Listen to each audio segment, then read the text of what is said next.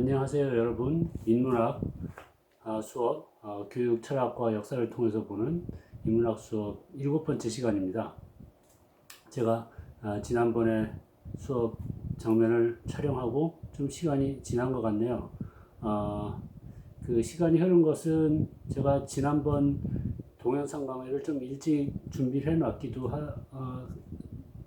해놓은 탓이기도 하지만 그보다 좀 오래 7번째 강의 시간 준비를 좀 뒤로 미뤄온 이유가 코로나19 사태가 추이가 달라지면 이제 여러분하고 또 대면을 해서 수업을 할 기회가 생기지 않을까 하는 기대감을 갖고 실제 동영상 강의를 준비를 뒤로 계속 미뤄왔는데 그렇게 되지는 못했습니다. 이번 주도 어쩔 수 없이 이렇게 비대면으로 온라인상으로 수업을 진행할 수밖에 없게 됐네요. 지금 뭐 코로나도 그렇지만 홍수 피해 때문에 전국이 참 많은 분들이 고생하고 있는 그런 시점입니다. 다 각자 하실 중요한 일들이 많으시겠습니다만 이런 시점에도 이렇게 온라인으로나마 우리의 인식, 지성, 나의 내면에 대한 이해 이런 것을 심화하고 확장하는 일을 계속 조금씩이라도 꾸준히 해나간다는 것이 중요하지 않을까 하는 생각을 해봅니다. 자, 그런 차원에서 또 이번 시간에도 진지하게 공부의 과정으로 들어가면 지난번 6번째 수업에 끝부분에서 제가 말씀드린 게 결코 쉬운 이야기가 아니었죠. 그러니까 이성과 신앙심의 통합 이런 것이 가능할까 그런 질문을 던졌거든요. 제가 그런 질문을 던진 배경에는 우리의 그 실제 우리가 이해하는 교육 현장에 대한 우리의 여러 가지 사고, 관찰, 정보 이런 것들을 모아가지고 인문학적인 사유를 함으로써 우리 자신을 알아보는 작업을 지금 계속 해오고 있는데 우리가 이해하는 교육 현장은 이게 우리는 동양에 살고 동양인이니까 동양적인 교육기관이라고 말할 수 있으나 그러나 역사적인 전개 과정을 보면 서양의 영향을 또 깊이 받았기 때문에 서양적인 제도라든가 사상이 또 많이 들어가 있기도 합니다. 그래서 동양과 서양이 이렇게 막 버무려져 있는 그런 모습을 우리 교육에서 쉽게 볼 수가 있는데 그래서 제가 지난번까지는 우리의 동양적인 교육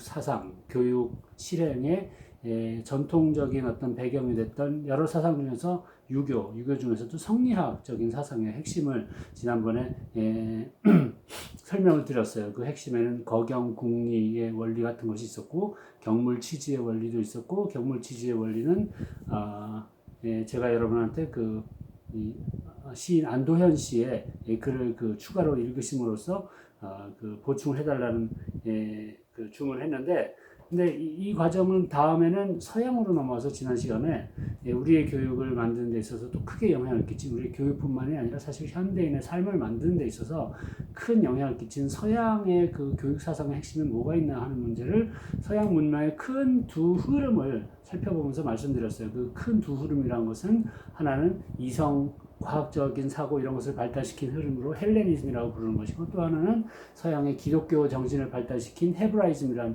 흐름이 두 가지를 말씀드렸습니다. 이 두 가지는 현대인이 우리가 보기엔 물과 기름처럼 영 섞이지 않을 것 같아 보여요. 그러나 현대 이전에 예전에 고대에는 우리 인류는 두 가지를 분리해서 보지는 않았던 것을 우리가 이해합니다. 즉 신앙심이나 신에 대한 믿음이나 초월에 대한 어떤 예시, 그런 예지 이런 것을 바라는 마음하고 그리고 이 세상을 자세히 보고 관찰하면서 우리 먹고 살 길을 찾아가는 그런 과학적인 그런 행위와 여러 가지 믿음, 인식 이런 것이 두 개가 이렇게 굉장히 합해져 있었단 말이죠. 이런 믿음과 신앙과 그리고 이성과 과학적인 사고가 합해져 있는 것을 현대인들은 흔히 원시적이라고 부르는 것이에요. 후졌다는 것이죠. 아직 덜 발달하고 미개하다고 보는 겁니다. 거기에서 신앙을 딱 분리해서 저건 종교에 줘버리고 신앙이 아닌 오로지 철저한 과학 정신으로만 이 세상을, 이 우주를, 이 하늘과 나를 이해하는 방향으로 나갈 때 우리가 진보하고 발전한다라고 부지불식간에 믿어왔던 것이 우리 현대 문명이에요. 그래서 과학과 신앙은 섞일 수 없다라고 봐온 게 현대 문명이에요. 그러나 그런 고대의 두 가지 그 인간적인 세상을 이해하려는 기조를 합하렸던 것을 억지로 완전히 갈라놓은 게 이게 완전했는가? 과연 이게 정말 바람직한 것인가에 대해서는 오히려 현대인 20세기 말부터 수많은 회의가 일어나고 있습니다. 그 회의 중에 하나가 사실은 지난번에 말씀드린 경물치지 원리를 빌은 과학과 그 성리학적인 자연을 보는 시각에 대한 대조에서도 드러나고 있다고 말씀드릴 수가 있어요. 왜냐하면 지난번에 안도현 씨가 얘기하신 새를 바라보는 그 노부부의 이야기는 새라는 내 앞에 어떤 그 관찰의 대상을 대상으로만 나하고 분리해서 보지 않고 그냥 엄정하게 과학적으로 냉정하게 관찰하고 분석하고 기록만 하는 게 아니라 거기에 내 마음을 쏟아부어서 그것하고 같이 잘 살아보려는 그런 소망까지 소망까지 일구게 되거든요. 근데 그러한 마음을 우리는 과학이라고 보진 않아요. 과학이 아니고 감상주의 이렇게 부르는 것이죠. 감상주의가 전무한 과학이 과연 바람직하냐라는 질문이 지금 나오고 있습니다. 그러니까 우리 앞에 관찰하는 대상, 새, 강아지, 동물뿐만이 아니라 나무, 풀, 수목, 산, 산천, 지구 전체를 과연 인간이 그냥 자신하고 분리시켜서 조작하거나 개발하거나 써먹기만 할 대상으로 볼 것인지 아니면 인간이 그들 품으로 들어가서 함께 살면서 그들을 돌보고 사랑해야 될 존재를 봐야 될 것인지 하는 질문을 던지는 세상에 우리가 살고 있어요. 후자는 우리가 과학적이라고 부르지 않아요. 그러나 과학적으로만은 뭔가 부족한 게 많다라고 느끼게 됐어요. 부족할 뿐만이 아니라 이러다 우리가 다 공멸할지도 모르겠다는 그런 두려움을 갖게 된 시대가 됐습니다. 지금 홍수 대난리가 나는 것도 지구 온난 그 기후 온난화 말이 생각이 안 나네. 그 온난화 사태 때문에 일어나고 있는 측면도 있다는 보도를 우리가 계속 접하고 있거든요. 이것은 우리 인류의 문명하고 관련이 있습니다. 지구를 오로지 개발해서 쓰려고만 하면 지구를 자연을 자원으로만 보는 우리의 과학 기술적인 시각하고도 관련이 있다라는 생각을 우리가 지금에 와서 하게 된 것이에요. 그래서 과학 기술만 보지 않고 감상도 감정도 실어서 마치 내가 그들과 자연과 한 몸이 된 것처럼 느끼면서 보는 성리학의 경물치지적인 관점으로 우리가 세상을 보는 것이 필요하지 않냐라는 이런 이야기를 던지고 있는 이때 바로 서양 문제로 넘어와서 서양도 신앙심과 과학주의를 완전히 분리시킨 건 문제가 있다라는 이야기를 하게 되는 것입니다. 신앙심이라는 것은 이 지구와 자연과 우주를 신께서 우리에게 주신 선물로 여기는 그런 감사한 마음이 들어있는 것이거든요.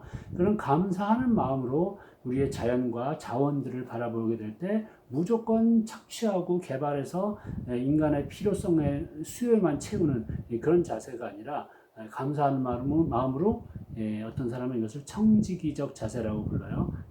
돌보는 그런 자세로 이 자연을 대하게 될 때 우리가 더 신의 영광에 보답하는 부름에 답하는 그런 삶을 살게 될 것이다라는 그런 기독교적인 자연관을 현대의 자연과학하고 통합시켜야 된다는 의견이 또 나오고 있기도 하거든요.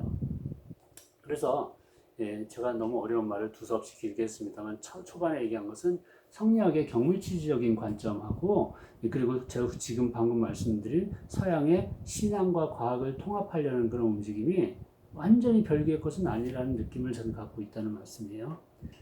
이게 어려운 얘기를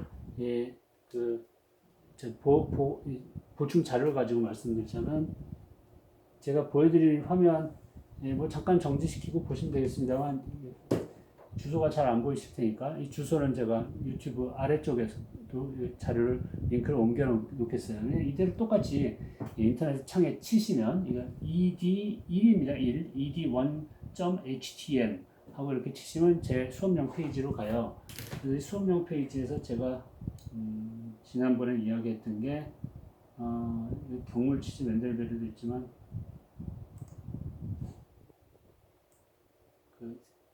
헬레니즘하고 헤브라이즘 얘기했지 않습니까? 이 여기서 그 도표를 좀 간단히 말씀드리면 이 헬레니즘 즉 이성 존중 정신이 이렇게 쭉 내려오고 헤브라이즘 그러니까 유대 기독교적인 종교적인 정신도 쭉 계속 내려왔는데 이건 너무 단순한 도표에 불과해요. 이거 가지고 설명을 1시간 해야 되거든요. 제가 그것은 생략하겠습니다만 어쨌든 두 가지 줄기가 서양에는 다 있고 저게 완전히 분리된 것이 아니라 합쳐지고 그러면서 2000 수백 년을 지금까지 이어져 내려왔다는 얘기를 드릴 수가 있고 지금은 저것이 과연 다시 합해져야 되느냐 분리되느냐에 대한 어려운 질문을 서양인뿐 아니라 이 인류 전체가 직면하고 있다라고 말씀드릴 수가 있겠어요. 그래서 그것에 대해서 오늘의 제가 늘 매번 수업에 그 보완 자료를 그 유튜브 창 밑에다가 말씀드렸는데 그것을 초반에 미리 말씀드릴게요. 유튜브에도 또 적겠습니다만 보완 자료가 이런 것입니다. 여러분의 그 개인적인 지금까지의 그 지적인 취향, 성향에 따라서 쉽게 느껴지실 분도 계시고 아니면 어렵게 느껴지실 분도 계시는데 아주 좋은 자료가 있어서 어렵게 느껴지시는 분도 좀 인내심을 가지고 한번 읽어주십사 하는 청을 드리고 싶어요. 이건 여기 페이지에 이게 잘 안 보이니까 여러분 나중에 이 페이지 와서 들어가시라고 이 21번 이런 제목을 써놨거든요.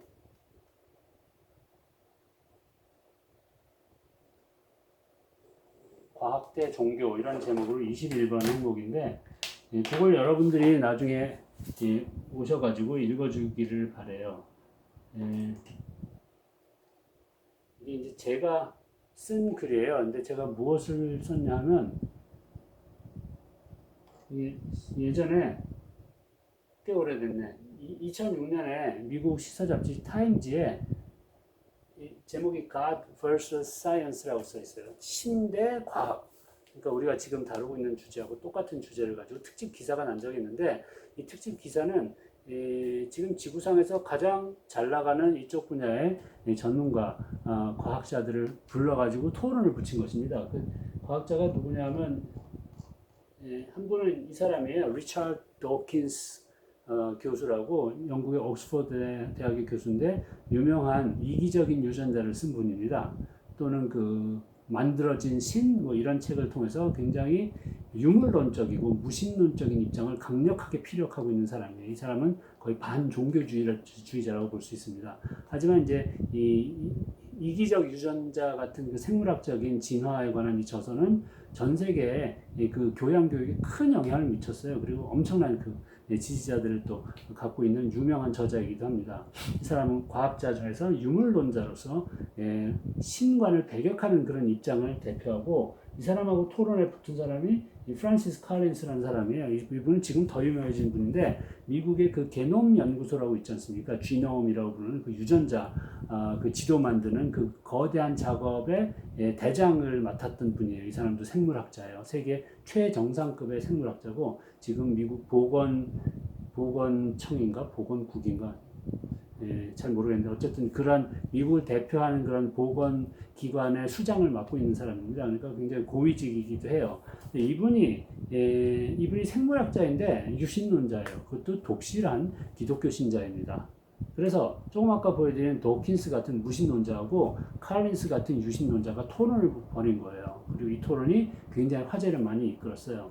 그래서 지금은 이 토론 이후에는 이 토론 내용이 미국의 많은 대학에서 교양 과목의 그 교재로도 쓰이고 있습니다. 근데 제가 저것을 2006년 무렵에 보고 나서 너무 마음에 들어서 갑자기 돌아왔는지 저것을 번역을 해버렸어요. 그래서 번역해서 제 홈페이지에 올려놓은 것이거든요. 이 내용이 그러니까 어디서부터냐? 여기서부터 이제 제가 번역한 내용을 적어놨는데 밑으로 쭉 내리면 그렇게 아주 길지는 않습니다. 근데 굉장히 그 의미 있는 질문들을 던지고 있어요. 과연 과학은 무신론이어야 되는지 아니면 과학이 신앙심을 품을 또는 신앙심과 연결시킬 여지가 있는지에 대해서 두 사람이 불꽃 튀기는 토론을 벌입니다. 자, 우리 수업이 철학 수업인 만큼 여기 정답은 없습니다. 철학에서 정답을 구하는 것은 굉장히 드문 일이죠. 늘 새로운 질문이 솟습니다. 우리의 인식을 계속 심화 확장하는 게 철학의 일이기 때문이죠. 여러분은 이런 글을 보시고 나서 아 맞아 우리가 신앙심을 꼭 과학하고 결합해야 돼라는 결론에 도달하시길 바라는 거 아니에요. 생각을 그냥 해보십시 않은 주문일 뿐입니다. 너무 어려운 질문이기도 해요. 그런데 이 칼린스라는 생물학자는 과학자이면서도 세계 최정상급 과학자이면서도 어떻게 자신의 깊은 신앙심을 유지하는지 지금까지 계속 여러 곳에서 토로해오고 있습니다. 이 사람이 진지한 고민에도 귀를 기울여야 된다고 생각해요. 그래서 제가 지금 어떤 이런 어려운 문제의 결론에 도달할 수 있다고 전혀 말씀드릴 수가 없는데도 불구하고 이런 자료를 소개하는 이유는 지금까지 우리 인류가 과학하고 신앙심을 가지고 어떻게 얘네 사이가 좋게 해서 서로 헐뜯지 않고, 그러니까 과학자는 기독교 신자나 이제 불교 신자를 보고 미신에 빠졌다라고 공격하지 않고, 또 신앙인들은 과학자를 보고 영혼이 메마른 인간인 것처럼 공격하지 않고 서로가 자신의 그 장점을 서로에게 나눠주면서 함께 인류 그 발전의 앞길로 갈 수 있을까 하는 그런 고민을 던지는 시기가 됐다는 말씀 드리고 싶습니다. 그 고민이 근데 서양 교육 철학에 담겨 있다는 말씀이에요. 그래서 지난번에 헬레니즘, 헤브라이즘 줄기 말씀드렸고, 오늘 그 연장선상에서 이 두 가지가 어떻게 결합했는지에 대해서 더 깊이 들어가는 것보다는 잠깐 그 대표적인 사상가를 잠깐 말씀드리고, 이런 굉장히 추상적인 문제보다는 보다 더 우리 자신을 알아보는 데 도움이 될 보다 더 개인적인, 보다 더 심리적인, 보다 더 사회적인 그런 부분으로 접근을 해보겠습니다. 이 자료는 여러분들이 오늘 수업의 보완 일종의 과제로서, 과제 검사도 안 하지만 읽어주시길 바라는 것이고, 그리고 저하고는 이쪽에 또 제가 여기에 이런 분에게 잠깐 소개해드리고, 그리고 오늘의 본론으로 들어갈게요.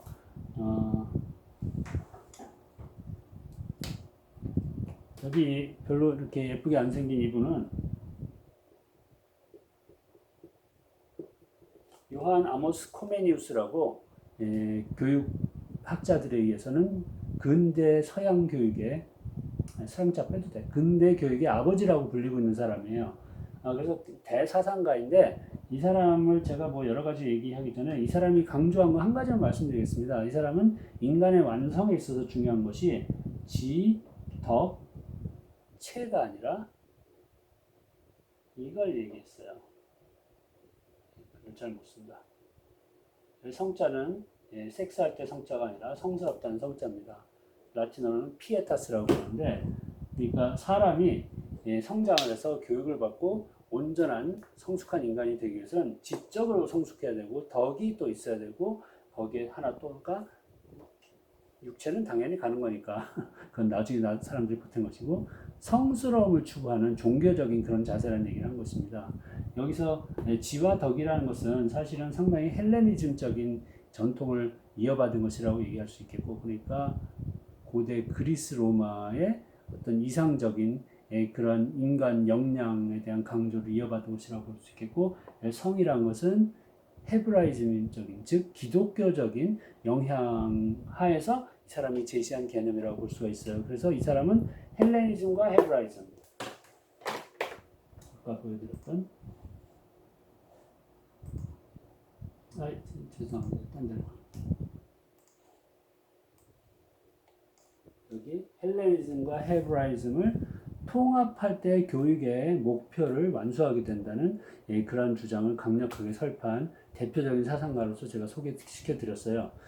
그리고 그 이성과, 즉 과학 존중 정신과, 그리고 신앙심, 기독교, 뭐 이것의 통합이라는 어려운 문제에 대해서는 답을 낼 수 없는 것이기 때문에 아까 말씀드린 도킨스하고 칼린스의 그 토론에 대한 자료를 여러분이 읽고 그 질문을 가슴에 담아가 주시기 바라고, 이러한 코메니우스의 이 지덕상과 같은 과제, 인간을 전체적으로 키우는 이런 성숙에 대해서 이야기한 훨씬 유명한 사상가를 오늘과 다음 시간까지의 그 본론으로서 제시를 하겠습니다. 그쪽은 제 얼굴 말고 여러분 화면 집중해서 보실 수 있도록 이동해 가지고 가겠습니다. 자, 잠깐 이사를 가고요.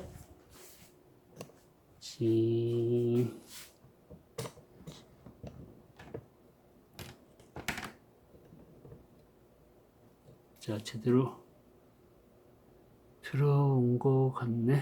자, 어디로 가느냐 하면 이게 제가 아까 소개시켜드린 그 수업용 페이지의 표지이고요.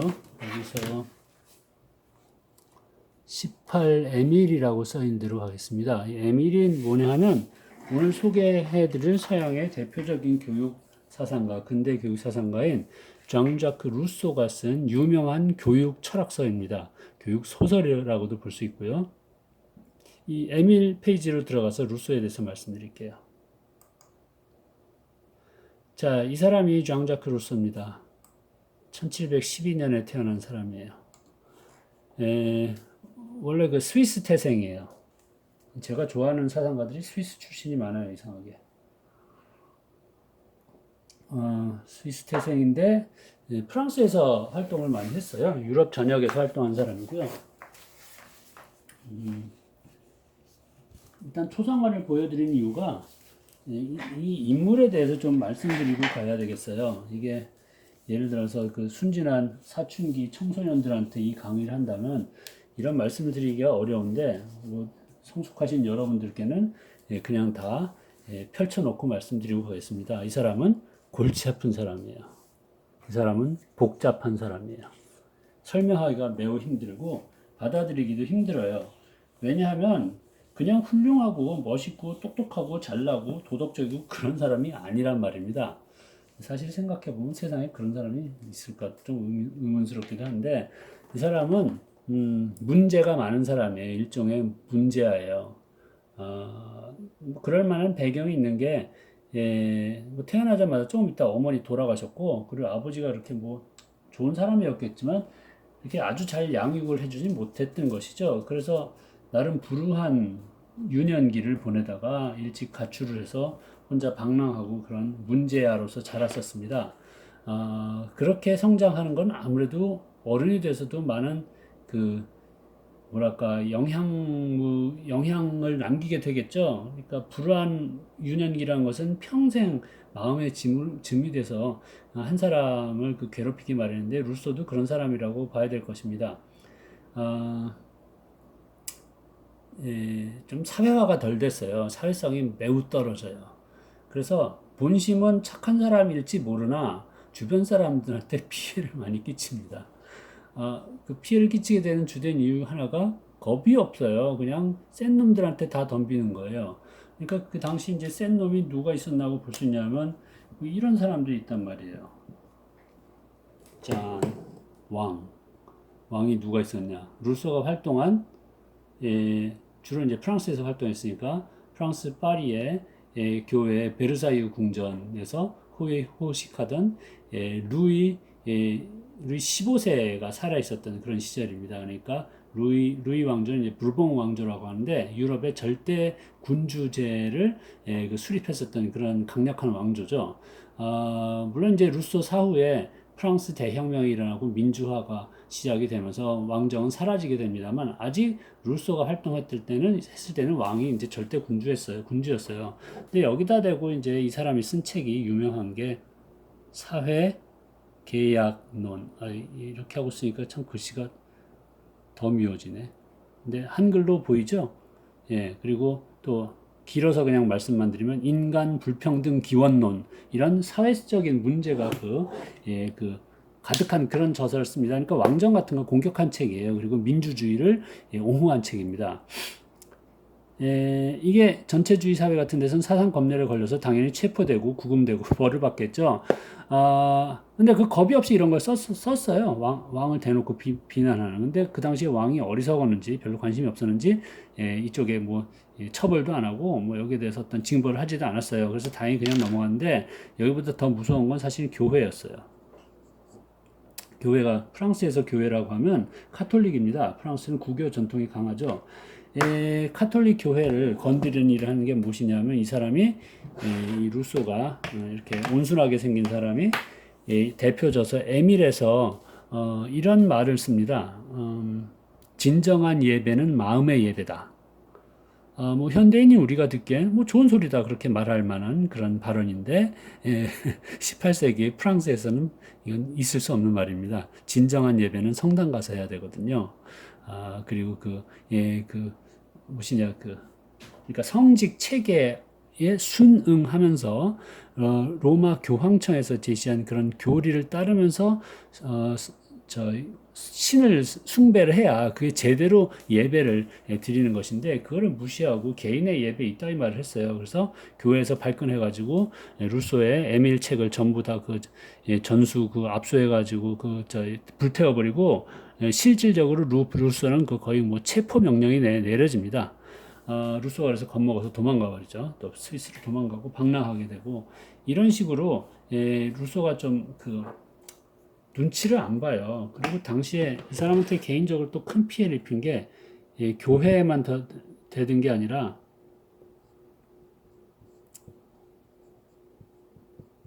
당시에 유럽을 지배하던 지성인의 그 그룹 학파가 계몽주의 학파라고 볼 수가 있어요. 계몽주의 학파는 그러니까 제가 이거 건드렸네. 중세에 무조건 신을 숭배하던 그런 미신적인 믿음에서 벗어나서 개개인이 지적인 이성적인 역량을 키우고 그리고 보다 더 성숙한 시민으로서 자라나야 된다는 그런 사상을 갖고 있었던 사람이고 당시 유럽을 지배했었는데 루소도 이 사람들 사상에 동의해요. 동의하는데 계몽주의에서는 인간의 여러 가지 능력 중에서 이성적인 능력을 가장 존중했는데 루소는 이성도 중요하지만 이성보다 감정이 더 중요하다라고 얘기합니다. 물론 학자들이 그런 거 가지고 얼마든지 토론을 벌일 수가 있겠죠. 그러나 루소는 그런 것을 기분 나쁘게 제기를 해요. 자기가 그 그룹에서 그 막내 후배급임에도 불구하고 쟁쟁한 그 사상가들한테 굉장히 오만불손하고 무리하게 대합니다. 그 사상가들이 이제 지금도 프랑스 국민들이 존경하는 볼테르라든지 볼테르, 디드로, 달랑베르 등등의 쟁쟁한 사상가들이 있는데 그 사람들은 어린 루소의 재능을 보고서 천재적인 재능을 보고 잘 돌봐주고 키워주려고 했음에도 불구하고 루소가 거기에 대해서 너무 무리하게 굴었어요. 그래서 결국은 계몽주의 학파에서도 받아들여지지 않고 계속 변두리를 빌빌 돌게 됩니다. 이러다 보니까 당시에 가장 힘있고 권력있고 영향력 있었던 사람들하고 친해지지 못하고 제대로 뭐 직업 하나 구하지 못하고 학벌도 없고요. 평생 고생하면서 살아요. 먹고 사는 것 자체가 이 사람한테는 고역이었습니다. 그리고 이제 여기저기 건드리고 돈가숙 서가식하고 방랑을 하고 피난을 가고 그러다 보니까 한 곳에 정착해서 가족을 이렇게 부양하고 그런 일을 할 수가 없었어요. 그러다 보니까 여러 가지 문제가 많았습니다. 가정생활, 사생활의 문제가 많았어요. 문제를 이런 요 글씨는 보인이라고 예상하는데 이런 말이 공감이 가실지 모르겠습니다. 제가 좀 키워볼게요.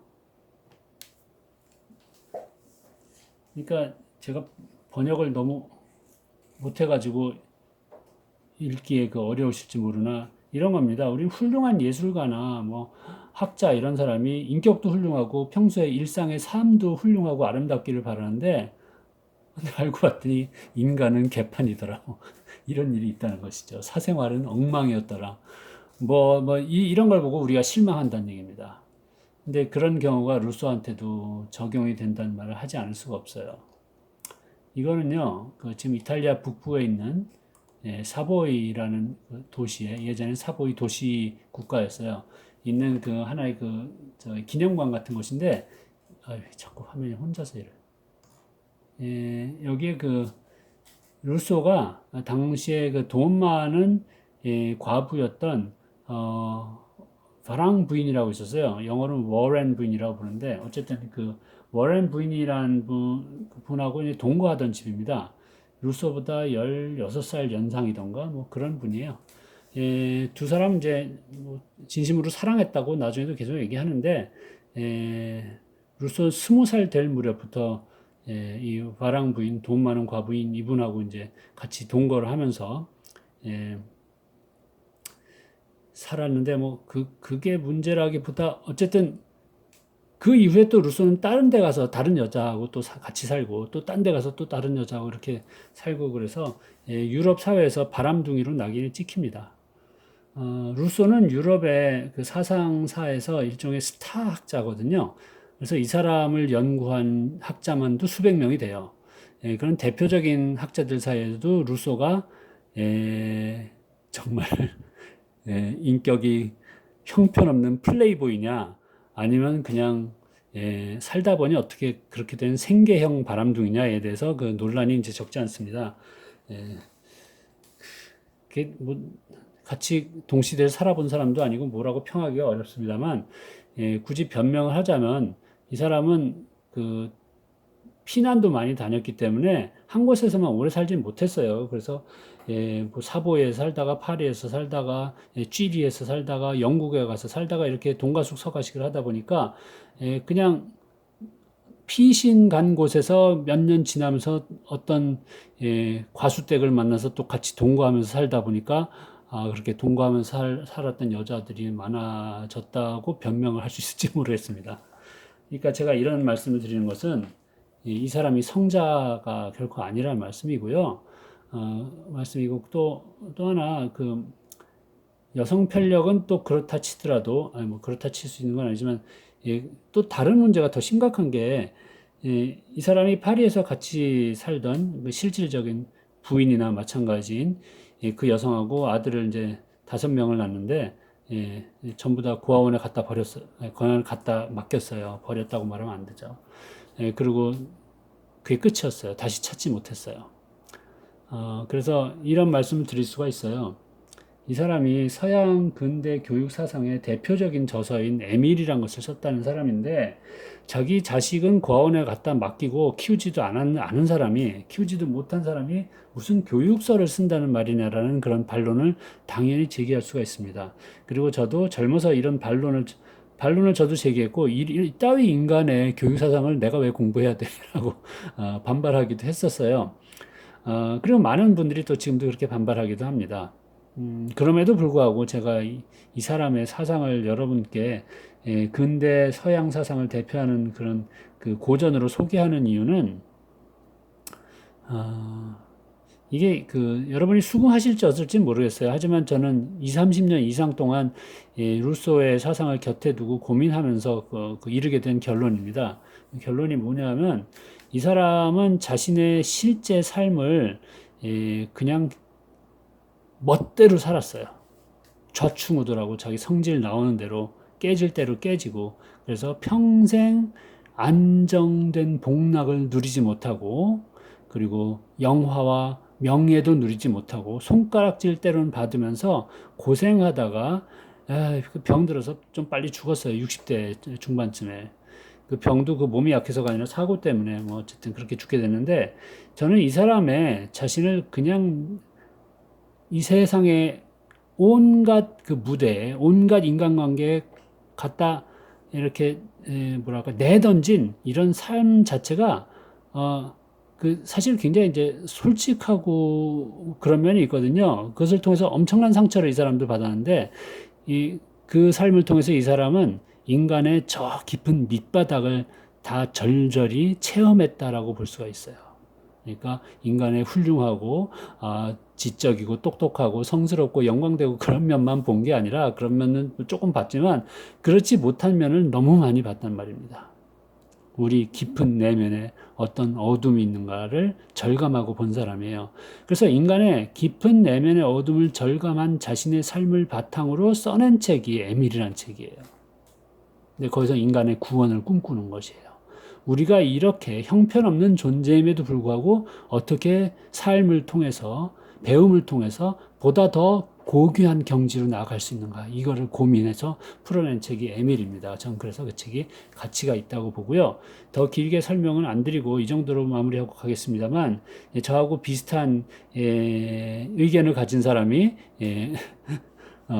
비슷한 의견을 가졌다고 감히 말하기도 그렇습니다만 서양 철학의 한 획을 그은 임마누엘 칸트입니다.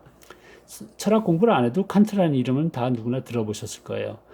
칸트는 루소보다 한 10년 정도 연하예요. 두 사람이 만난 적이 없는 걸로 저는 알고 있습니다만 그 칸트가 루소를 엄청나게 추앙했어요. 루소의 사상을 엄청나게 존경했습니다. 이게 역사의 아이러니이기도 해요. 왜냐하면 루소는 서양 철학 2000 수백 년 역사에서 소문난 망난인데 칸트는 서양 철학 역사에서 제1의 범생이 왕이에요. 왕범생이에요. 칸트는 그렇게 모범생이 없어요. 공부만 하느라고 결혼도 안 했고요. 자기 고향, 독일의 고향 퀴니스베르크 밖으로 한 발짝도 나간 적이 없다고 그래요. 맨날 공부만 했다는 얘기입니다.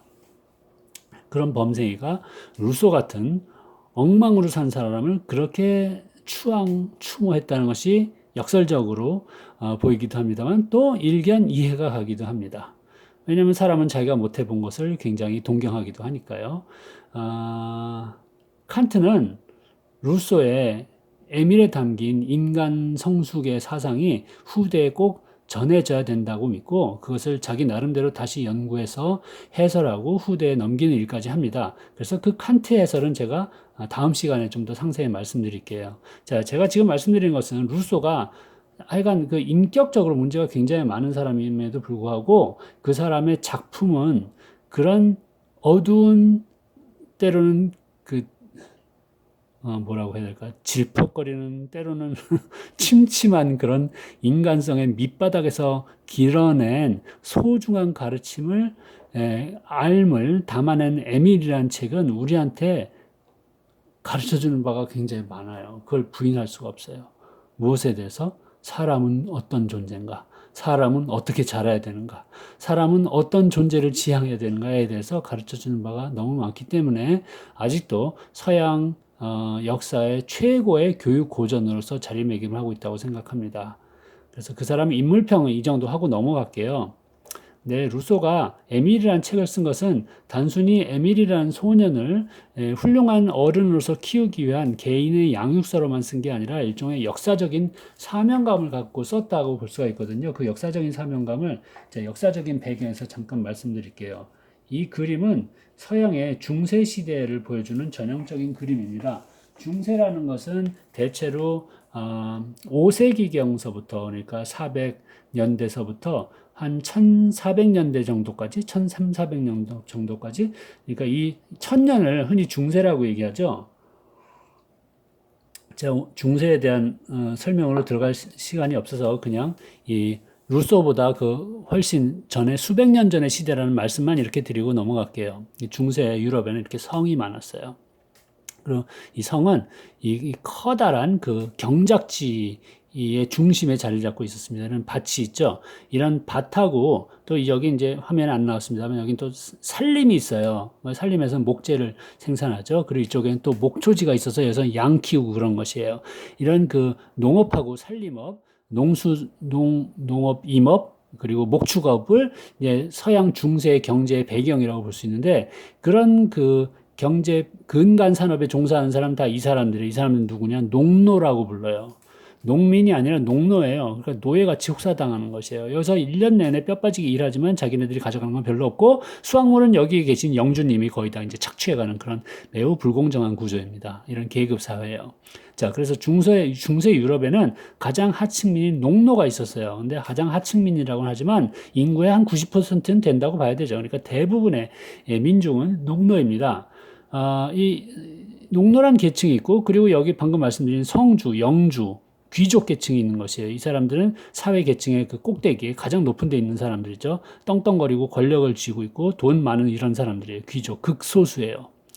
근데 그거 외에 또 여기 성당이 보이잖아요. 성당에 성직자들도 있어요. 이 사람들도 대우받는 높은 층입니다. 그래서 귀족하고 성직자가 위에 딱 버티고 있어요. 이게 뭐 피라미드적인 그런 사회 계층 구조라고 볼 수 있는데, 여기 성 안에서 같이 살던 사람들이 또 있었어요. 이 농노들은 성 밖에 살거든요. 성 안에 같이 살던 소수의 사람들이 있었는데, 이 사람들을 뭐라고 불렀냐? 이 사람들을 부르주아라고 불렀어요. 부르주아는 요새 우리가 다 알고 있는 의미의 아니, 그 의미를 우리가 다 알고 있는 단어죠. 그러니까 지금 21세기에 우리는 부르주아 하면 돈 많고 잘 사는 사람 뭐 이렇게들 흔히 생각합니다. 근데 그 어원은 무슨 얘기냐면 이 귀족이 사는 성 안에 같이 살던 사람들, 성 안 거주민들이란 뜻을 가지고 있어요. 그러니까 이 부르주아는 농노가 아니에요. 근데 또 귀족도 아니에요. 성직자도 아니고 이 사람들은 무엇이냐? 그들의 기능이 성 안에서 필요했기 때문에 같이 살았던 사람입니다. 성 안에는 어떤 기능이 필요하느냐 하면 뭐 굉장히 많은 일들이 필요해요. 이게 일종의 행정적인 중심지다 보니까 행정일을 보는 사람들이 필요합니다. 행정일은 흔히들 행정서사라고 부르듯이 글을 쓰는 일이 필요해요. 그래서 글 쓸 줄 아는 소수의 교육받은 자들이 저 안에서 같이 생활했어요. 저 시대엔 문맹이 뭐 거의 90 몇 프로이기 때문에 글 쓸 줄 아는 사람은 극소수입니다. 배운 사람들이 이 안에 살았다는 것이고요. 그래서 행정 일을 보거나 그리고 그 법률적인 문제를 맡은 법률가들, 그리고 저희가 그 지리적인 중심지이기 때문에 교역이 일어나고 물물 교환이라든가 상행위가 일어나기 때문에 돈이 오갑니다. 그래서 금융가들이 필요해요. 현대 은행가들의 전신이라고 볼 수가 있겠죠. 그리고 그 사람들하고 물건을 만드는 그런 수공업자들도 있었고 그것을 파는 상인들도 같이 있었습니다. 그리고 방금 말씀드린 그런 그 금융업자하고 또 저 같은 그 지식 팔아먹는 그런 학자들도 저기서 살았어요. 팔아먹는다는 말은 너무하지만 어쨌든 학자들도 먹고 살아야 되니까 자신의 가르침을 설파하면서 저기서 돈 받고 학생 키우고 그런 사람들도 있었고 뭐 이런 사람들이 저 안에 같이 살았어요. 이런 사람들을 부르주아라고 불렀어요. 근데 그때는 돈이 많다는 의미가 아니에요. 그냥 같이 살았다는 의미입니다. 성 안에서. 근데 이 사람들은 유럽에서 평이 안 좋았어요. 평이 안 좋은 이유가 이 부르주아 계층은 극소수이기 때문에 자기를 보호할 수가 없어요. 중세 유럽은 지금처럼 법치주의가 확립된 시기도 아니고 힘 많은 성주가 자기 마음대로 농노들을 처단하고 그런 시기잖아요. 근데 농노들은 아무런 힘이 없는 것 같지만 수가 많아요. 쉽게 말해서 쪽수가 많다 그러죠. 사람이 많기 때문에 이 사람들이 화나면 좀 무섭단 말입니다. 근데 부르주아는 흩어져 있고 그리고 수도 적기 때문에 모두가 만만히 봤어요. 그러다 보니까 부르주아는 중세 1000년 동안 이를 갈면서 힘을 쌓습니다. 어떻게 힘을 쌓느냐? 돈을 번 거예요. 돈을 벌 줄 알게 된 거예요. 왜냐하면 자신이 제공했던 어떤 서비스, 법률 서비스라든가 금융 서비스에 대해서 수수료를 받고 그게 힘이 된다는 것을 깨닫기 시작했어요. 그래서 돈을 악착같이 모읍니다. 그런 대표적인 사례가 유명한 셰익스피어의 희극 베니스의 상인에 나오는 샤일록이라는 유태인 고리대금업자예요. 그 사람이 부르주아의 아주 그 나쁜 전형 같은 인물입니다. 피도 눈물도 없이 그냥 돈을 모으는 그런 사람으로 묘사됐었죠. 그래서 부르주아는 돈밖에 모르는 이기적인 인간으로 낙인이 찍히게 됩니다. 근데 문제는 무엇이냐? 중세가 저물게 돼요. 이제 새로운 시대가 옵니다. 그 시대를 르네상스라고 얘기하는데 르네상스는 신중심적인 세계관에서 인간을 세계의 척도로 놓는 그런 새로운 문화를 그 문화를 출범시키게 됩니다. 그 르네상스 시기가 15, 16세기에 주로 유럽에서 이탈리아에서 먼저 발흥이 되는데 그러면서 농노제가 서서히 무너지고 이 성이 그냥 이런 농업, 임업, 축산업의 중심이 아니라 상업의 중심지가 되고 그리고 점점 유럽이 흔히 말하는 신대륙적으로 대항해 시대에 지리적 확장을 거듭하면서 여기에 계속 어떤 새로운 수입품과 새로운 물자가 들어오게 되면서 성이 점점 세력을 키워가요. 그러면서 같이 키워진 게 무엇이냐? 부르주아들입니다. 부르주아가 17세기, 18세기, 19세기에 이르러서는 사실 돈을 엄청나게 벌면서 가장 힘센 자가 됐어요. 그래서 우리가 지금 부르주아 그러면 부자 이렇게 생각을 하는 것입니다. 원래는 아니었어요. 핍박받던 성 안의 거주민에 불과했는데 이 부르주아가 18세기가 되면서 유럽의 주인이 될 것처럼 보입니다. 그래서 당시에 숱한 사상가들이 부르주아를 굉장히 비판했어요. 이들이 우리 유럽의 주인이 되면 망조가 된다라고 생각했어요. 거기에 이런 비판에 동조한 사람이 이제 루소 같은 사람이기도 합니다. 왜 망조가 되냐면 굉장히 이제 냉소적인 계층을 보여준 이런 그 19세기 그림인데 이 자본주의를 그 냉소적으로 본 그림이에요. 맨 위에 돈이 지배하고 있는 세상이에요. 여긴 왕이나 귀족이고 그 밑에는 성직자가 일반 대중들을 속이고 있다고 봅니다. 그래서 그 교회를 굉장히 비판적으로 봤죠. 그리고 여긴 군인이 있는데 외적으로부터 시민을 그 지켜주는 게 아니라 시민을 핍박하기 위해서 있다는 것이에요. 그리고 여기 있는 이 사람들 신나게 놀고 먹고 마시는 사람들이 누구냐면 이 사람들이 부르주아라는 거예요. 부르주아 밑에 깔린 것들 이 사람들이 누구냐? 무산계층 프롤레타리아입니다. 그래서 19세기에 과격한 막시스트들이 본 세상은 이렇게 부르주아가 득세하는 세상이고 이것은 대다수 민중한테는 지옥 같은 세상이 될 것이라고 예측을 했던 것이죠. 물론 루소는 그런 사회주의, 공산주의 사상 같은 것이 나오기도 훨씬 전의 인물이고 이런 세상을 구체적으로 꿈꾸진 않았어요. 그러나 루소 같은 사상들은 부르주아가 이렇게 될 것이라는 그런 예측을 했었던 사람이고 그래서 무슨 생각을 품었냐 루소는 부르주아가 주인이 되면 곤란하고 부르주아보다 더 훌륭한 사람이 우리 문명의 주인이 돼야 된다라고 꿈을 꿨어요. 그래서 그 훌륭한 사람의 인물상으로 에밀이란 소년을 제시하기 이릅니다. 그래서 에밀을 썼어요. 그 에밀의 그 초판이 이렇게 생겼습니다만, 저도 초판을 직접 본 건 아닙니다만, 그 고대 그리스 여신들이 새로운 아기를 그 물에 세례를 주고 있는 모습 같은 것인데, 그러니까 새로운 어떤 인간상을 제시하는 것입니다. 부르주아보다 훨씬 위대한 인간을 제시하고 싶은 것이에요. 그러면서 이제 루소가 당시에 부르주아가 득세했던 그 교육에 대해서 굉장히 신랄한 비판을 가하는데, 제가 에밀 그 두꺼운 책을 여러분과 다 함께 그 강독할 수는 없는 것이고 하니까 여러분께서 이런 제가 가져온 짧은 글만 읽으시면서 에밀의 맛을 보시기 바랍니다. 당시에 18세기에 프랑스의 돈 많은 부르주아 계층은 자신의 자식들을 학교에 보내서 기숙학교에 보내서 고급 교육을 받게 했어요. 그런데 그것에 대해서 루소가 이렇게 매우 비판적인 얘기를 했습니다. 한번 눈을 읽어주시기 바래요.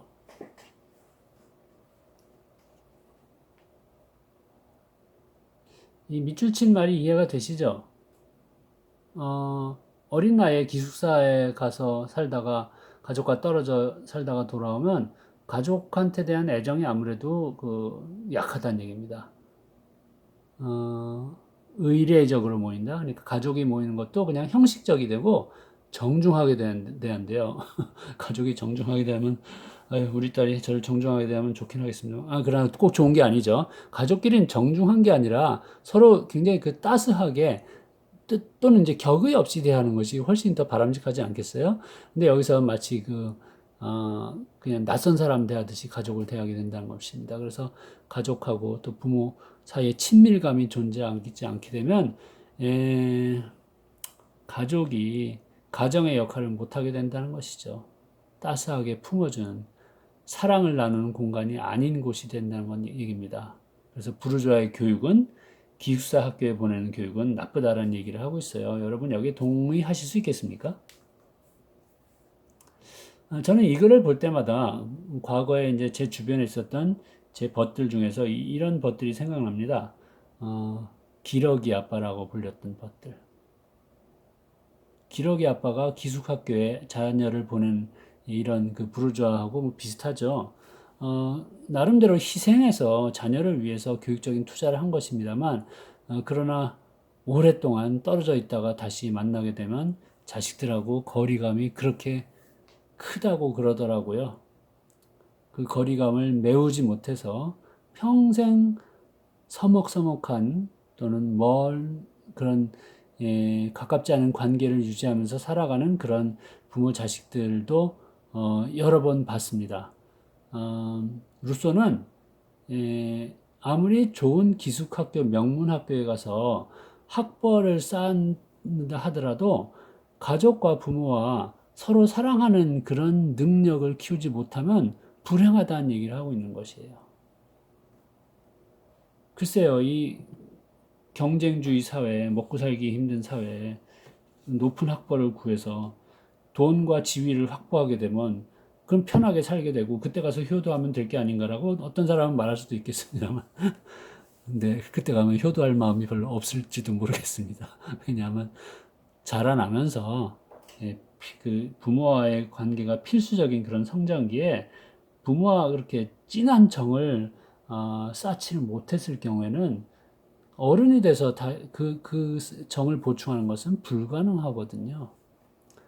그러니까 루소는 돈과 지위와 명예보다 사랑이 더 중요하다는 얘기를 하고 있는 것이에요. 자, 이런 얘기를 하면 굉장히 감상주의적이구나 이렇게 얘기하는 분도 있는데 저는 전혀 그런 입장이 아닙니다.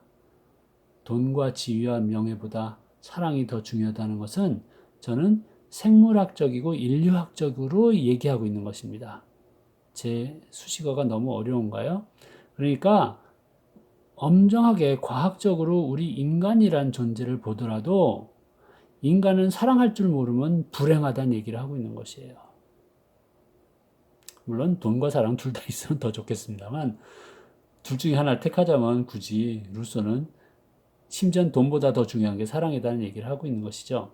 제가 매우 간략하게 말씀드리고 있습니다. 왜냐하면 상당히 방대한 분량을 압축해서 여러분께 소화하고 있기 때문에 여러분께서도 이 이야기를 숙고해 주시고 계속 따라와 주세요.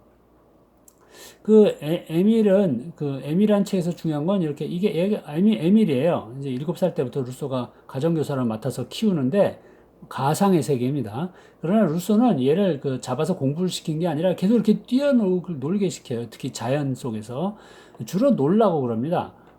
그러면서 이제 하는 얘기가 이거예요. 아이한테 개인적으로 내장된 자연의 성장 질서가 있다는 표현은 저의 표현입니다만 이것도 여러분이 읽어보십시오. 눈으로.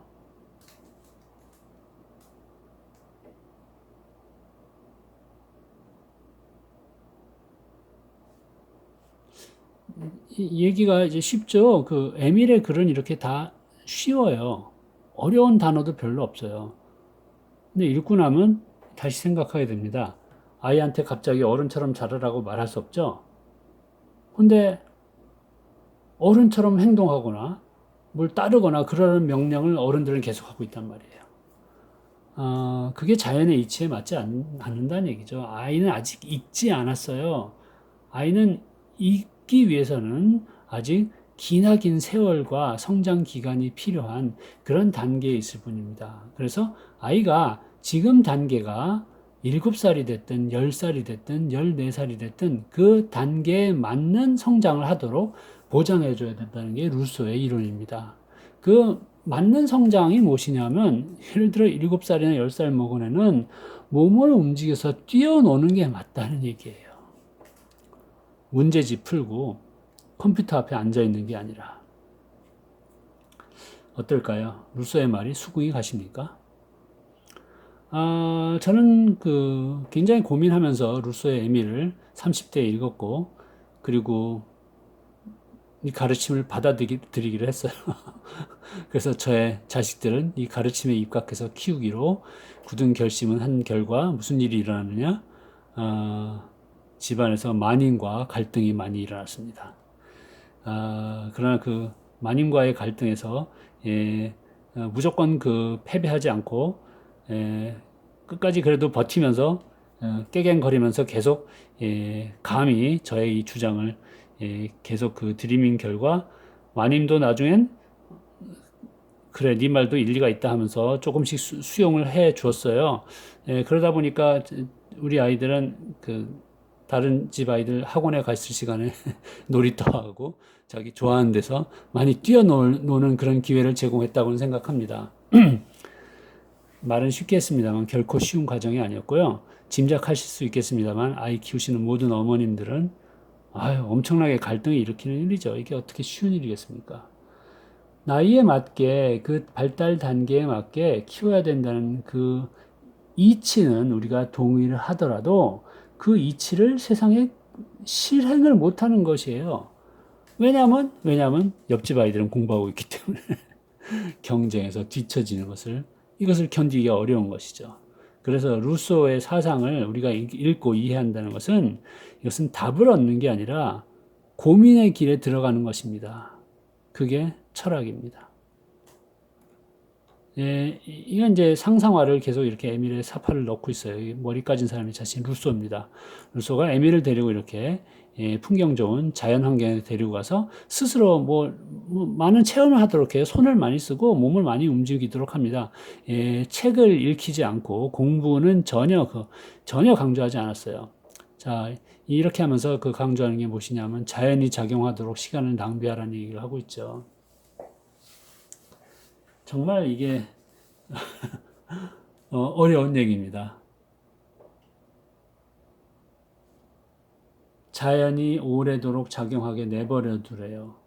왜냐하면 지금 6살짜리 아이는 5살짜리 아이는 외국어를 익히는 그런 발달 단계가 아니라 자신의 손과 팔과 다리를 써서 그리고 귀와 눈을 통해서 세상을 접하면서 오감을 통해서 인식하면서 그 안에서 자기가 할 수 있는 것들을 자꾸만 찾아내는 그런 시기이기 때문에 운동이라든가 뛰어노는 놀이, 들판에서 놀기 이런 게 굉장히 중요하다는 얘기거든요.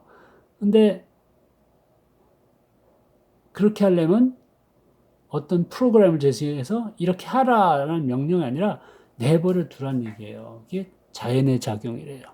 우리를 창조한 자연은 우리를 기계로 만든 게 아니라 능동적으로 우리 안에서 성장 프로그램이 작동해서 자기가 나이에 맞는 것을 하도록 그 힘을 준다는 얘기입니다.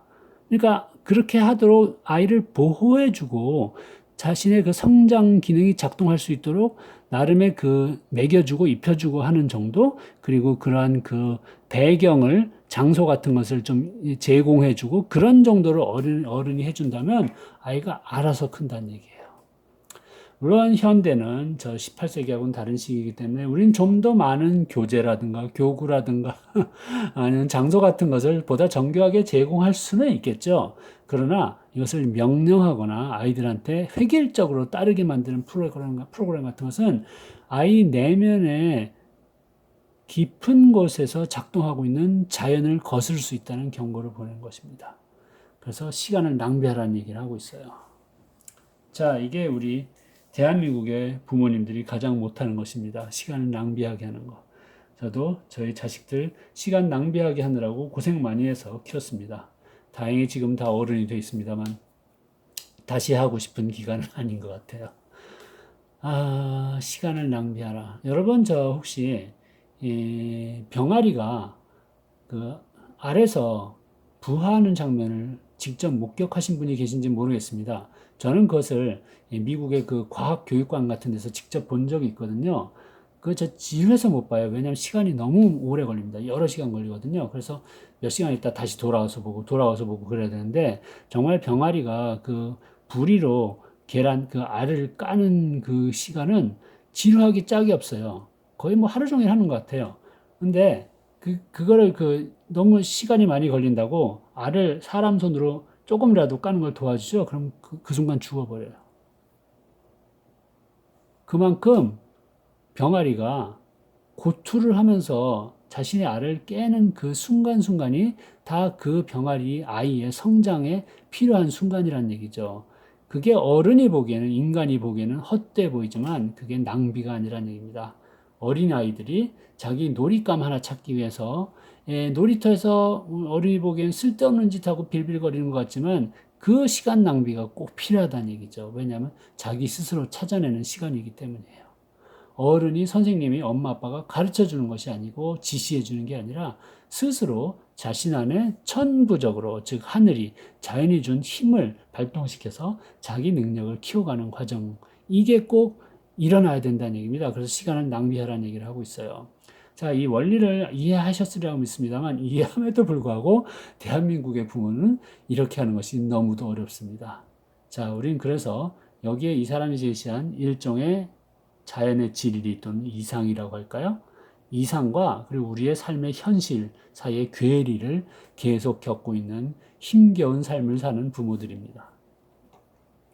루소가 약간 자아도취증, 요새 말로 자뻑 이런 게 있어서 나중에 사람들이 이렇게 동상을 만들어서 자기를 기릴 것이다라는 그런 꿈을 꾸기도 했는데 사실은 사실이 실현이 됐어요. 루소가 살아생전에는 프랑스 사람들한테 대접을 못 받았는데 죽고 나서는 프랑스를 대표하는 지성 위인으로서 정말 추앙을 받습니다. 스위스 국적의 인물이긴 합니다만 프랑스 위인으로서 또 나중에 존경을 받죠. 그래서 프랑스의 위인들만 묻혀 있는 팡테옹이라는 그 성지 같은 곳에 묻히게 되고 지금까지도 존경을 받고 있습니다. 비록 이 사람의 현세의 삶은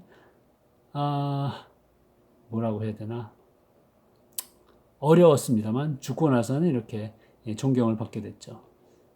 제가 10여 년 전에 봤던 그 광고인데요. 이게 웅진 싱크빅이라는 유명한 회사에서 만든 여름 방학용 교육 프로그램 광고죠. 이 아이가 우진인가 봐요. 우진이가 방학됐다고 들떠 있는데 이게 걱정이래요.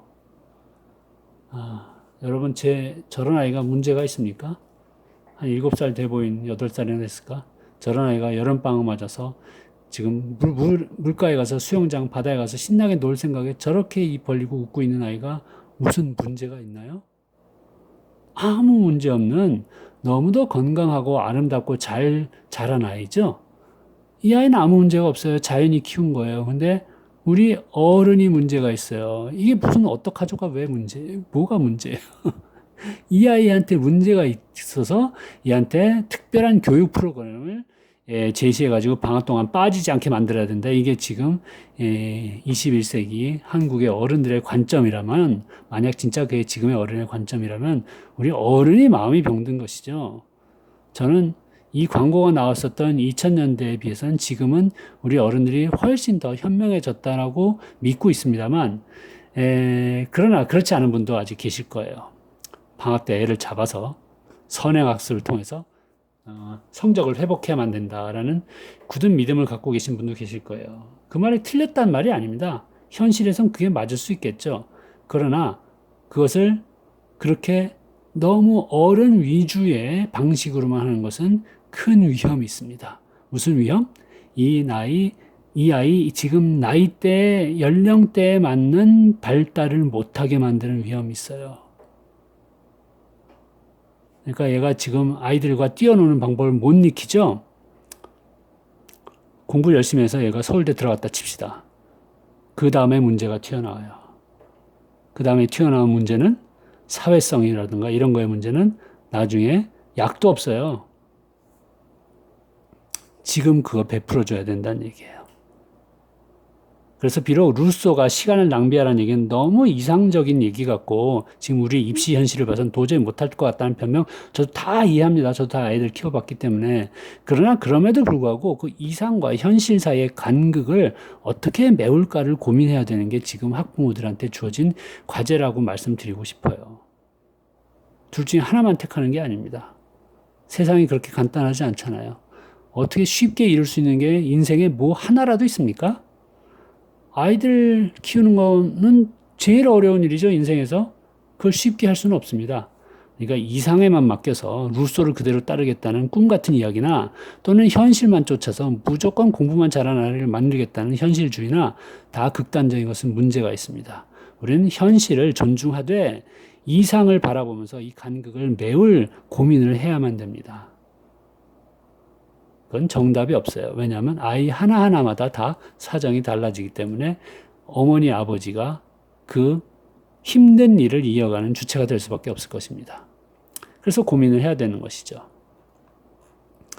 그런데 이제 무조건 놀게 하라는 얘기는 아니에요. 여기서 루소가 중시하는 것은 잘 규제된 자유라고 얘기하죠. 그래서 이건 여러분이 이제 읽고 넘어가 주시기 바래요. 아이들을 경쟁심, 질투심 이걸 가지고 키우려고 하지 말고 자유를 주긴 주는데 어른이 좀 규제를 해야 된다는 것입니다. 여기서 규제라는 것은 뭐 벌 주고 뭐 규칙 엄격한 걸 제시하고 그렇다는 얘기는 아니에요. 그러나 아이 멋대로 하는 건 또 아닙니다. 아까 루소가 들판에 에미를 데리고 가서 뭐라고 얘기하고 있는 그런 장면처럼 들판에 데리고 가주긴 해야 되는 것이에요. 그리고 거기서 뭘 할까는 아이 마음대로 하는 것을 존중해 주되, 그러나 여러 가지 어른이 가지고 있는 여러 가지 그런 대안 같은 것을 또 제시하고 들이밀고 그러면서 아이를 조금씩 간접적으로 이끄는 것을 중시합니다. 그래서 루소의 교육은 간접적인 교육이라고 얘기를 해요. 또는 소극적인 교육이라고도 얘기를 합니다. 어른이 앞서서 명령하는 건 절대로 아니에요. 그래서 루소가 나중에 이렇게 늙었어요. 그래서 에밀이 다 커서 장가갈 때가 다 됐다는 얘기입니다. 그래서 소피라는 배우 작가를 만나서 결혼할 때가 약혼할 때가 됐는데, 여기 소피 때문에 이제 루소가 나중에 욕을 먹습니다. 왜냐하면 소피는 마치 에밀한테 부속물이 될 운명으로서만 성장하는 것처럼 그려졌다라는 비판을 받기 때문에 성평등을 당연히 내세우는 현대는 맞지 않는 그런 사상이다라는 비판을 받습니다. 맞습니다. 루소는 이 소피라는 이 에밀의 배우자에 대해서는 정당한 대우를 해주지 않았어요. 근데 나중에 루소가 소피라는 책을 또 따로 집필하려고 했는데 그것은 제대로 그 완성을 보지 못했고 결국은 에밀만을 위한 책을 만든 게 문제가 되긴 했어요. 그러나 이제 물론 당연히 비판받아야 되지만 18세기는 아직 여성의 인권과 페미니즘 같은 그런 사상이 출몰하기 전이었기 때문에 루소도 그런 세대에 대한 인식이 낮았다라고 비판할 수밖에 없겠습니다. 그런데 루소가 어떤 인간을 키우고자 했냐면 이게 제가 제시하는 게 이게 말은 쉽지만 쉽지 않은 말이에요. 그래서 여러분 한번 정독을 해주시기 바라요. 이런 인간으로 키우고자 했습니다.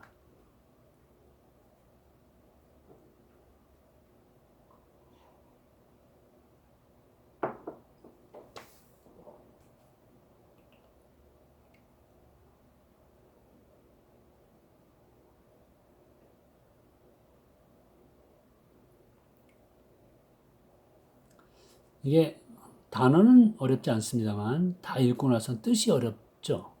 여러분은 이런 인간이 되기를 바라세요? 또는 여러분의 자녀가 이런 사람이 되기를 바라세요? 아마 쉽게 대답 못 하실 것입니다. 저도 굉장히 오랫동안 이 글을 다시 곱씹어 보고 난 다음에 중년에 이르러서야 답을 할 수가 있었어요. 난 이렇게 되길 바란다고. 내 딸들도 이렇게 되길 바란다고 오랜 세월 끝에 답을 할 수가 있었어요. 근데 왜 답하기 힘드냐면 이런 사람이 어떤 사람인지 잘 이해가 안 되기 때문이에요. 그건 쉽게 이해할 수 있는 게 아니에요.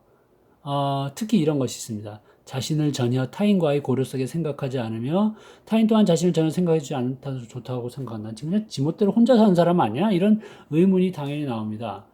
이게 아까 제가 처음에 말씀드린 루소가 에밀이라는 작품을 쓴 원래 취지에 반하는 것처럼 들리는데 왜냐면 원래 취지가 뭐냐면 좀 거창하게 말하면 부르주아 같은 이기적인 인간을 대체할 훨씬 훌륭한 인간상을 에밀로서 제시하고 싶다고 해석한다고 말씀드렸잖아요. 그러면 에밀이 그들보다 훌륭해야 될 텐데 지 생각만 한 사람 같단 말이에요.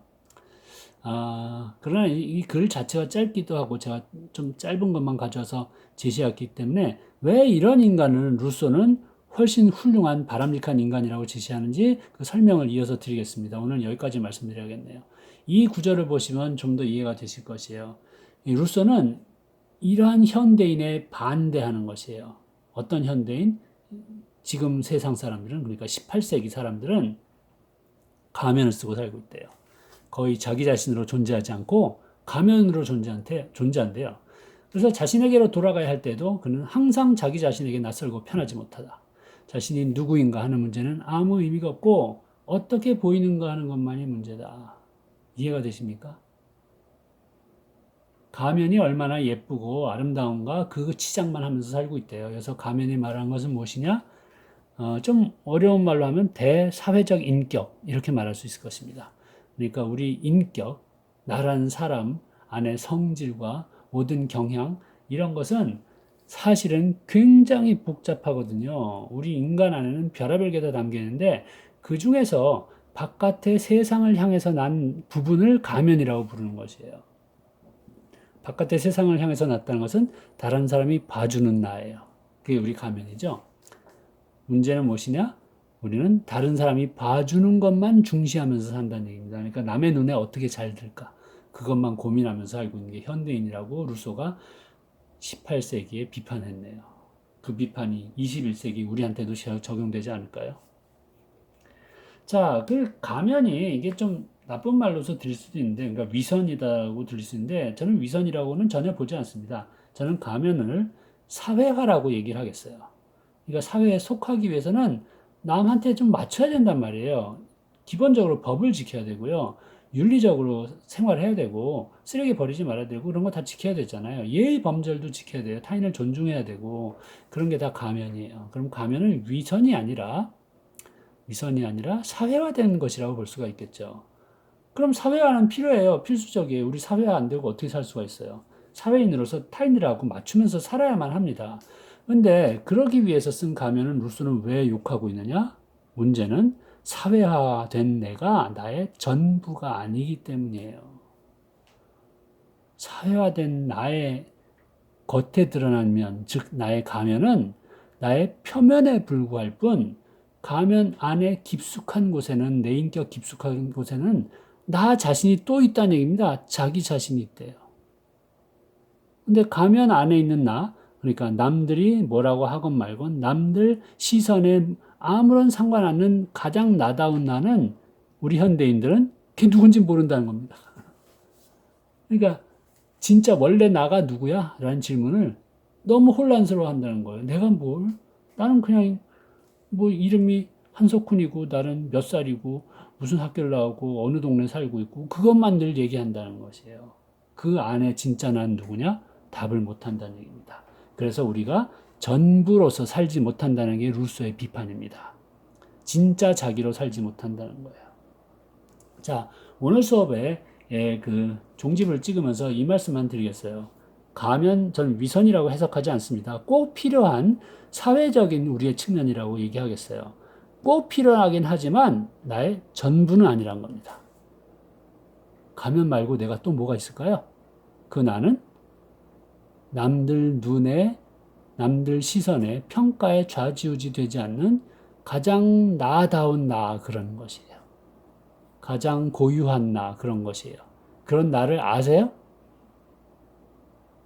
자, 이 질문에 대해서 고민해 주시기 바랍니다. 거기에 대해서 루소는 무슨 답을 제시했는지 다음 시간에 다루겠습니다. 안녕히 계세요.